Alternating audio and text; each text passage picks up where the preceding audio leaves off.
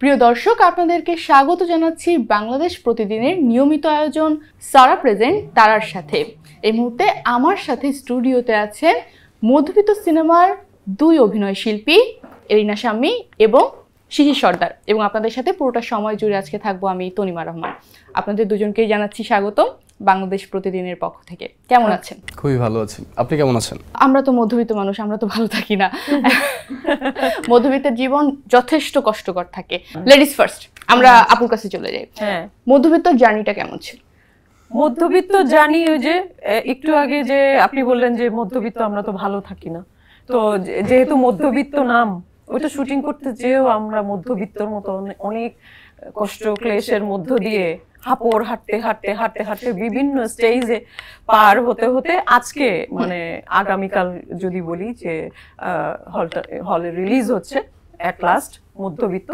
প্রথমে আমাদের যুদ্ধ গেছে যে ডিরেক্টরের, টাকা ছাড়া তো আসলে কিছুই হয় না। মধ্যবিত্ত তো আসলে যতই বলি কষ্টে চলুক, টাকা ছাড়া তো চলতে পারে না, তাই না? মুভি তো অ্যাটলিস্ট হয় না। হ্যাঁ, মুভি তো অ্যাটলিস্ট হয়ই না। তো সেইটা দিয়ে মুভি অ্যাটলিস্ট হয় না, জীবন ধারণই তো টাকা ছাড়া হয় না। মুভি তো অনেক পরের বিষয়, তাই না? কথা সত্য, মানে খেতে পারবো না। সেইটাই। তারপরে শুরু হলো শুটিং যখন শুরু হলো তখন হচ্ছে আমাদের যারা আর্টিস্ট তাদের প্রধান স্ট্রাগল শুরু হলো, যাত্রা শুরু হলো। এই আমরা স্ট্রাগল করে করে শুটিংটা শেষ করলাম। সেও এক বিশাল হিস্ট্রি। এরকম অনুষ্ঠান আরো 3-4টা লাগবে। তারপরে সেটা এডিট হলো, গানগুলো ঠিক হলো, সবকিছু হলো। সেন্সরে যে আটকে গেল, হ্যাঁ, সেন্সরে যে আটকে যে 1 বছর থাকলো, সেখানে আমাদের সমস্যা ছিল নামটা এবং আরো কিছু কারেকশন। সেই সময় মানে সরকারও তো একটা ভিন্ন সরকার ছিল, ওনাদের মতের সঙ্গে হয়তো বা আমাদের এই সিনেমা কিছু কিছু অংশ ওনাদের ভালো লাগেনি বা সেগুলো কারেকশন দিয়েছিল। যদিও তেমন কিছু কারেকশন পরে করা হয়নি, নামও পরিবর্তন করা হয়নি, সেন্সর পেলো। এরপরে তো হল পাওয়া যাবে, পোস্টার কোথায়, হ্যান ত্যান বিভিন্ন কিছু আছে, প্রেস মিট, এইসব পার হতে হতে আমরা এখন মধ্যবিত্ত। আপু পোস্টার নিয়ে আমি আসবো, তবে আমি একটু ভাইয়াকে যদি ফ্লোর না দেই, ভাইয়া বলবে তনিমা বাদ। আচ্ছা, সেন্সরে যে আটকে গিয়েছিল মুভিটি, সেই মুভিটি আগামীকাল রিলিজ হচ্ছে। তখন কেমন অনুভূতি হয়েছিল যে সেন্সরে যে আটকে গিয়েছে, মুভিটা কি আসলে রিলিজ হবে কি হবে না, কেমন লেগেছিল? কনফিডেন্স ছিল যে ছবিটা রিলিজ হবে, এনিহাউ এটা আত্মবিশ্বাস ছিল।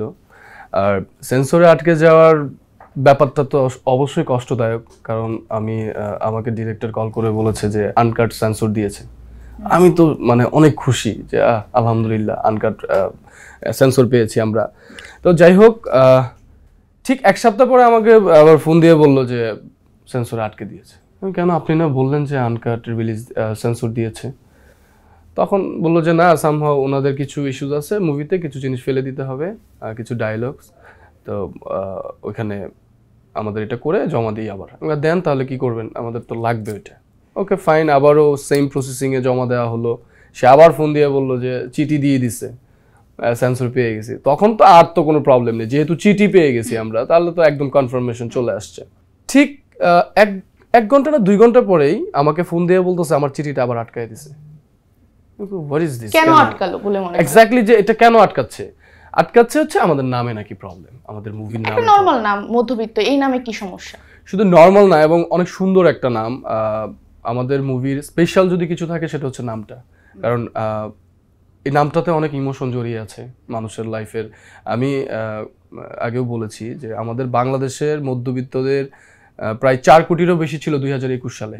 হ্যাঁ, প্রায় 25%, 27% এরকম মধ্যবিত্ত ফ্যামিলি ছিল। এখন সেটা প্রায় 40-তে দাঁড়িয়েছে, 40%, মানে 5 কোটি 6 কোটির উপরে মধ্যবিত্ত। আমি নিজেই তো মধ্যবিত্ত, রাইট।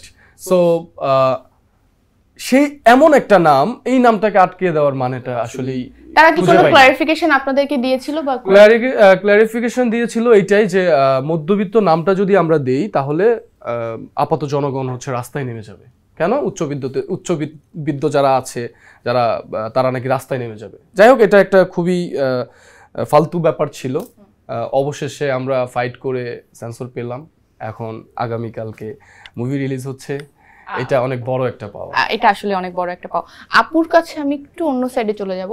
আপু মুজিব মুভিতে খালেদা জিয়ার চরিত্রে কাজ করেছিলেন, অনেক বড় একটা চরিত্র।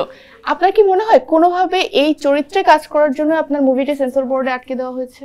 না, এরকম কিছু মনে হয় নাই। যদিও সেই সময়ে আমি যে সময়ে মুজিব মুভিতে খালেদা জিয়ার চরিত্রে কাজ করেছি, সেই সময়ে এই চরিত্রে কাজ করাটা তো মানে সব থেকে বাংলাদেশে মনে হয় যে সব থেকে বড় চ্যালেঞ্জ ছিল এটি। মানে এটা একটা সাহসেরও বিষয়। প্রধান বিরোধী দলীয় নেত্রী ছিলেন। হ্যাঁ, যারা ওই দলে আছেন তাদের জন্য এটা বেশি একটা ভালো লাগার না। আর এমনি যারা আমাকে সরকার দলেরই তো এটা পৃষ্ঠপোষকতায় নির্মাণ হয়েছিল সেই সময়, আমার কাছে আরো 2টা অপশন ছিল ক্যারেক্টার, যে খালেদা জিয়া অথবা এই 2টা। আমি কিন্তু খালেদা জিয়াই নিয়েছি। সেই 2টা ক্যারেক্টার এখন আর বলতে চাই না। হ্যাঁ, আমি বলেছি খালেদা জিয়ার ক্যারেক্টার, এবং যিনি কাস্টিং ডিরেক্টর ছিলেন ওনারা তো বোম্বের ছিলেন, স্যাম বেনেগাল টিম ছিল পুরা। তো ওনারা বলছিল যে হ্যাঁ, মানে ওরা হিন্দিতে বলছে যে তুমি এটা করতে চাও। মানে আমার কাছে মনে হচ্ছিল যে ওইটা খুঁজে ওরা পাচ্ছে না, ওই ক্যারেক্টার ওরা খুঁজে পাচ্ছে না। তো ওরা খুব খুশি হয়ে গেল, এবং ওরা হ্যাঁ তোমাকেই চাচ্ছি, মানে সাথে সাথে বললো যে তোমাকেই চাচ্ছি। এই তো শুরু হলো। ক্যারেক্টার পাচ্ছে না নাকি কেউ ভয়ে রাজি হচ্ছে? ওই যে যাই হোক আর কি, যাই হোক। তো আমার কাছে মনে হয়েছে যে ওই সময়টায় আমি সব থেকে বড় সাহসিকতার একটা অনেক বড় একটা বিষয় ছিল। না, আমার কাছে সেটা মনে হয়নি যে খালেদা জিয়ার ক্যারেক্টার করেছি সেই জন্য সেন্সরে আটকে দিয়েছে। ওখানে কিছু মানে যারা দায়িত্বে ছিলেন তাদের ভেতরে কিছু মানুষ ছিলেন যারা বাইবর্ন পরশ্রী কাতর, যেটা আমরা পরবর্তী সময় দেখেছি। যেই মানুষটা মেইন জায়গাটাতে কাজ করেছে আমাদের মুভিটা আটকে দেওয়ার জন্য, সেই মানুষটাই বিপ্লবের আগে জুলাই মাসে আমি যখন স্ট্যাটাসগুলো দিয়েছি ছাত্র বিপ্লবের পক্ষে, ওদের পক্ষে, এই খুনের বিরুদ্ধে, তখন উনি ওই যে আলো আসবে গ্রুপ, সেই গ্রুপে আমার স্ট্যাটাস উনি হচ্ছে যে ওখানে পোস্ট করেছেন। তো তখন বুঝলাম যে উনি ভেতর থেকেই আসলে একটু পরশ্রী কাতর, এবং আমাকে হয়তো বা কোনো কারণে একটু মানে আছে হয়তো ওনার পছন্দের না। সমস্যাটা কি ছিল? সমস্যা কিছুই না, তার সাথে আমার খুব ভালো সম্পর্ক। তার সাথে আমি নামটা বলি, অরুণা বিশ্বাস দিদি, হ্যাঁ, খুবই শ্রদ্ধার মানুষ ছিলেন, খুবই কাছের মানুষ ছিলেন। আমি তো উপস্থাপক ছিলাম আর কি, ছিলাম তো হয় না, এটা সারা জীবনই, যে উপস্থাপক সে সারা জীবনই উপস্থাপক। তো সেই সূত্রে ওনার মা, ওনার মা বাবা তো লেজেন্ড যাত্রা শিল্পী বাংলাদেশের। তো সেই সূত্রে ওনাদের ইন্টারভিউ করা হয়েছে, ওনার খুবই পছন্দের ছিল সেই ইন্টারভিউ। ওনার মায়ের সঙ্গে আমার ছবি বাধাই করে ওনার ড্রয়িং রুমে টানানো আছে। সেই সম্পর্কের পরিণতি এরকম কেন? সেই সম্পর্কের পরিণতি এখন কি বলে যে থাকে না যে ভেতর বাহির উপরে মুখোশ, হ্যাঁ, মুখ তো দেখা যায় না। আমি তো তার মুখ দেখিনি, মুখোশই দেখেছি, এটা তো বুঝিনি। তো পরবর্তীতে যখন আমি আলো আসবে গ্রুপে আমার স্ট্যাটাসটা দেখলাম যে উনি পোস্ট করেছে, তো জীবনে তো মৃত্যুর আগ পর্যন্ত তো আমি জানতে পারতাম না যে মানুষের এইরকম মুখোশের পেছনে হচ্ছে যে এরকম মুখ থাকে। আমরা আসলে অনেকেই এই মুখোশটা চিনতে পারি না। আমরা ভাবি যে এই মানুষটা আমার খুব ক্লোজ, এই মানুষটা আমার খুব আছে, আমরা সব বলে দেই, কিন্তু বাসটা খাই সবসময় এই মুখোশধারী কাছের মানুষের কাছে। সেটাও আমাদের দোষ না। মানুষকে বিশ্বাস না করলে তো বাঁচা যায় না। হ্যাঁ, বাঁচতে হলে বিশ্বাস করতেই হবে। যারা এটা যে বিশ্বাস করতে পারে এটা তার গুণ, যে বিশ্বাসঘাতকতা করে সেটা তার দোষ। সেজন্য সে রিওয়ার্ড পৃথিবীতেও পায়, ওপারেও পাবে। এবার আমরা ভাইয়ের কাছে একটু আসি। ভাইয়া বলেছেন একটা জায়গায়, আমি একটা ইন্টারভিউ দেখলাম আপনার, সেখানে আপনি বলেছেন যে আপনার বাবা কোটি কোটি টাকার শিল্পপতি হলো, আপনি মধ্যবিত্ত। কেন? আমি এটা বলতে গেলে শুরু থেকে বলতে হবে, আমার বাবা হচ্ছে একসময় মঞ্চ নাটক করতো। আমাদের জাফর ইকবাল স্যার যে যখন ছিলেন, ওনার বন্ধু ছিলেন, ওনার ফিল্মে কাজ করার খুবই ইচ্ছে ছিল। সো সেখান থেকে সে নিজেও এই লাইনটাকে অনেক পছন্দ করতো। জাফর ইকবাল স্যার যখন মারা যায় তখন ওনার মনটা ভেঙে যায়। এর পরপর আমার দাদাও মারা যায়। মারা যাওয়ার পর হচ্ছে সে হজ করে আসেন, হজ করে, আমাদের তো হাজি বংশ, তো হজ করে আসেন, হজ করে আসার পর সব কিছু ছেড়ে দেয়। তো এই লাইনটা থেকে ছেড়ে দেয়, কষ্ট পেয়ে ছেড়ে দেয়। আর ছোটবেলা থেকে আমার মনের মধ্যে, আমি ছোটবেলা থেকেই আমার বন্ধু বান্ধব যারা বলতো যে তুই হিরো হতে পারবি, তুই যা প্রচুর বাংলা ছবি দেখতাম, প্রচুর। যেখানেই সিনেমা, আগে কিন্তু ওই যে বিসিডি ছিল, বড় সাদা কালো টিভি ছিল, যেখানেই আসতো সেখানে যেয়ে দেখতাম। তখন আমার বাবা এই লাইনটা ছেড়ে দেওয়ার পর আমি কিভাবে জানি চলে আসছি এই লাইনে। তো এইটা বাবা অ্যাকসেপ্ট করেনি এবং আমার ফ্যামিলি থেকে চাইনি যে আমি লাইনে এখনো আসি। কি তারা অ্যাকসেপ্ট করেনি? না, তখন আমি বললাম যে না, আমি এটা আমার স্বপ্ন, আমি হিরো হব। তখন আমার বাবার সাথে আমার একটা ফাইট হয়। আমি বাসা থেকে বের হয়ে আসি 2011 সালে। 2011 সালে বের হয়ে আসি। তখন থেকে নিজের লেখাপড়ার পাশাপাশি টুকটাক জব করতাম, বিকেলবেলা কম্পিউটারে কাজ করতাম। তো নিজেকে নিজে চালাচ্ছি। আর আমার বাবা হচ্ছে একজন শিল্পপতি, তিনি 10টা শিল্পপতির মধ্যে তিনিও একজন। সো আমি এই কারণেই মধ্যবিত্ত, কারণ আমি আজকে 2025 পড়ে গেল, 2025 পর্যন্ত নিজেকে নিজে চালাচ্ছি, কষ্ট করছি, পাশাপাশি সিনেমায়, নাটকে, সব জায়গায় কাজ করছি। এটা আমার জন্য অনেক কষ্টদায়ক, কারণ আমাকে কেউ 2টা টাকা দিয়ে সাপোর্ট করে না। আমি একটু যদি ইন্টারাপ্ট করি, আপনি মধ্যবিত্ত, আমরা মেনে নিচ্ছি। একজন মধ্যবিত্তর স্যালারি কত বা মাসিক ইনকাম কত? একজন মধ্যবিত্তর স্যালারি হচ্ছে 40 থেকে সর্বোচ্চ 40,000 টাকা। তার মানে আমাদের শিশির ভাইয়ার মান্থলি ইনকাম সর্বোচ্চ 40,000 টাকা। নাও হ্যাঁ, এমনই। ফার্স্ট অফ অল হচ্ছে কি, আমার 40 না, আমি আরো অনেক কমে জীবনযাপন করেছি। আমার 20,000, 30,000, আমি ওপেনলি বললাম। লাস্ট টাইম হচ্ছে আমি একটা কোম্পানিতে চিফ অ্যাডভাইজার হিসেবে জয়েন করেছি, ব্র্যান্ডিংটাও আমি দেখছি। তো ওখানে আমার একটা স্যালারি আছে, ওটা দিয়ে এখন আলহামদুলিল্লাহ আমি ভালো চলছি। তাহলে এখন মধ্যবিত্ত হলেন কি করে? না, মধ্যবিত্তই তো। আমি তো ফার্স্টে বললাম 40,000 থেকে 80,000 এর মধ্যে মধ্যবিত্ত, 80,000 এর মধ্যে। আই থিঙ্ক আমার ইনফরমেশন গুগলে মেবি সার্চ করলে পাবেন, এইটাই আছে। 40 থেকে 80K পর্যন্ত একটা মানুষ মধ্যবিত্ত। তার মানে যারা 80,000 টাকা ইনকাম করেন, আপনারা কেউ বড়লোক নন, আপনারা মধ্যবিত্ত। বিকজ অফ আপনি 80,000 টাকা মান্থলি স্যালারি পাচ্ছেন, আপনার ঘর ভাড়া চলে যাচ্ছে ঢাকায় মিনিমাম 35K, আপনার সন্তানের পেছনে চলে যাচ্ছে, আপনার বাবা মার পেছনে ওষুধ কেনার জন্য চলে যাচ্ছে, আপনার নিজের পকেট খরচ, নিজের যানবাহন খরচ। 80,000 টাকাও সে মধ্যবিত্ত, নিম্ন মধ্যবিত্ত সে। সো আমাদের বাংলাদেশে সব কিছুই তো এখন অনেক বেশি এক্সপেন্সিভ। তো আই থিঙ্ক আমরা যারা মধ্যবিত্তরা আছি, আমরা যেন সবাই এই ছবিটা দেখতে যাই, কারণ এই ছবিটা মধ্যবিত্তদের জন্যই বানানো। সো আমরা যেহেতু মুভি নিয়ে কথা বলছি আর মধ্যবিত্তদের নিয়ে কথা বলছি, মধ্যবিত্ত মিনস হচ্ছে আমাদের মুভি। সো আগামীকালকে হচ্ছে আমাদের মুভি রিলিজ হচ্ছে, অনেক স্বপ্নের একটা মুভি, অনেক দিন ধৈর্য অপেক্ষার পর অনেক বাধার সম্মুখীন হয়েছি। হয় না যে মধ্যবিত্ত, আমাদের এই গল্পটার সাথে আমাদের মুভিটার সাথে আমি একটা কথা মনে আসছে বলি, মধ্যবিত্তদের জীবনটা কিন্তু অনেক কঠিন, রাইট?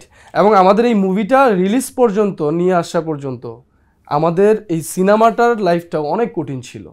যেমন প্রত্যেকটা স্টেপে হচ্ছে মধ্যবিত্তরা বাধার সম্মুখীন হয়, আমাদের এই মুভিটাও না প্রত্যেকটা স্টেপে হচ্ছে বাধার সম্মুখীন হয়েছে। সেন্সরে আটকেছে, রিলিজ ডেট চেঞ্জ হয়েছে, শুটিংয়ে আমরা অনেক বাধাগ্রস্ত হয়েছি, দেন হচ্ছে অবশেষে রিলিজ হচ্ছে। এবং এইটা রিলিজ করার জন্য আমাদের অনেক অনেক বেশি স্ট্রাগল করতে হচ্ছে। একজন প্রমাণ আছেন উনি। আমরা যখন আমার এই টান গানটা যখন রিলিজ হয়, এই গানটা করতে যে কি সম্মুখীন হয়েছি সেটা আপনি বলেন। আপনি বলেন যে আমরা একদিনে যে শুটিংটা করেছি টান গানটার, এটা যে কি পরিমাণের কষ্ট করে করেছি। পুরো একদিন একটা গান শুটিং হয়ে গেছে, করতে হয়েছে। সেটা তো যেন হয়েছে যে গানটা শুটিং হয়েছে বিরিশিরিতে আমরা শুট করেছিলাম। আমরা ঢাকা থেকে রাতে রওনা হলাম একটা বাসে। আমি ঠিক জানি না, আমাদের ডিরেক্টর হয়তো বা ভুল বুঝে ওই বাসটা নিয়েছেন, কারণ হচ্ছে ওই বাসের ভেতরে মনে হয় যে মানে কি বলবো, কি বলে মধ্যবিত্তদের বাস, মানুষ যেত না। না না না, মধ্যবিত্তরা এত কম ওইরকম বাসে উঠে না, ওর থেকে ভালো বাসে উঠে। হ্যাঁ, কিন্তু সেই রকম একটা বাসে করে আমরা রওনা হলাম। রওনা হতে হতে খুবই ধাক্কা ধাক্কি এরকম করতে করতে আমরা সকালবেলা 5টা 5:30টার দিকে এমন একটা জায়গায় যেয়ে থামলাম, সামনে শত শত ট্রাক আটকে আছে জ্যামে। সে সময় বাজে সকাল 5টা থেকে 5:30, অন্ধকারে তখনও। সেই অবস্থায় ওরা নেমে গেল, ছেলে যারা, হ্যাঁ তারা নেমে গেল, ডিরেক্টর, হিরো, আরও যারা আর্টিস্ট ছিল, কলাকুশলী ছিল। আমি তো মানে এখন মেয়ে মানুষ নেমে কি করব? হ্যাঁ, ট্রাক ধরে তো আর ধাক্কা দিতে পারবো না, বা ওদেরকে তুলে আমি কিছু করতে পারবো না। আমি বসে আছি, ওরা হচ্ছে ট্রাফিক জ্যাম ছাড়ানোর জন্য ঘুমিয়ে আছে যে ট্রাকের ড্রাইভাররা, ওদেরকে তুলে এই ভাই একটু টানেন, এই ভাই একটু নেন, এরকম করতে করতে ওরা ওখান থেকে জ্যামটাকে ছাড়িয়ে ফেললো। তারপরে আমাদের বাসকে বের করলো মোটামুটি কষ্ট করে, একটু একটা মাঠের ভেতর দিয়ে গেলাম, যে আর একটা রাস্তায় উঠলাম, সেখানে বালুর মধ্যে আমাদের বাস আটকে গেল, চাক্কা আটকে গেল। হ্যাঁ স্যাড। এবং সেই বাস বালু টালু এরা মিলে ঠেলে ঠুলে ওই বাস আমরা যেই লোকেশন সেই লোকেশন পর্যন্ত পৌঁছালাম। এখন দেখি যে গেট আটকানো, দরজা খোলার কেউ নেই, আমরা যে স্পটের মধ্যে ঢুকবো ওখানে কেউ নেই, মানেই হচ্ছে আমাদের পৌঁছানোর কথা মাঝরাতে। ওরা আমাদের জন্য ওয়েট করতে করতে ঘুমিয়ে গেছে। তখন কেউ কেউ পাঁচিল টপকে, কেউ কেউ এই করে ভেতরে যে পাঁচিল টপকে ছিলেন না, মানে আমাদের যে প্রোডাকশন ম্যানেজার ছিল সে হচ্ছে দেয়াল টপকে ওপারে যে গেট খুলছে। দেন আমরা ভিতরে যে প্রায় আরো 10 থেকে 15 মিনিট ওয়েট করলাম। ওয়েট করার পর জাস্ট রুমে ঢুকলাম, যে আচ্ছা ঠিক আছে ওভারঅল আসতে তো পারছি, এটাই অনেক। রুমে ঢুকছি আমরা প্রায় তখন বাজে 8টার কাছাকাছি। রুমে ঢুকে জাস্ট এই যে বিছানায় জাস্ট এরকম মাথাটা রাখছি আর করে ডাক দিয়ে আবার উঠায় ফেলি। সারাদিন ঘুমাই নাই, উনি ঘুমাই নাই, আমি ঘুমাই নাই, কেউ ঘুমাই নাই, সারা রাত আমরা সেই ননস্টপ দুপুরের খাবার খেয়েছি আমরা সন্ধ্যার পর একদম 8টা না 9টার দিকে আমরা হচ্ছে মানে ফার্স্ট অফ অল হচ্ছে কি আমরা তো ঘুমাই নেই। তারপরে যাই হোক অনেক কষ্টে গানটা কমপ্লিট হয় এবং গানটা সুন্দর হয়েছে, সবাই প্রশংসা করেছে।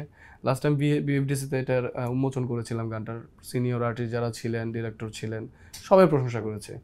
তোমার জন্য এই পরাণে লাগে বড় টান, এইটা হলো প্রথম শেষে তুলসী ঝোপে জোনাক জলে মাঝ আকাশের চাঁদ, তোমায় নিয়ে নীল জোছনায় ভেজার বরসা।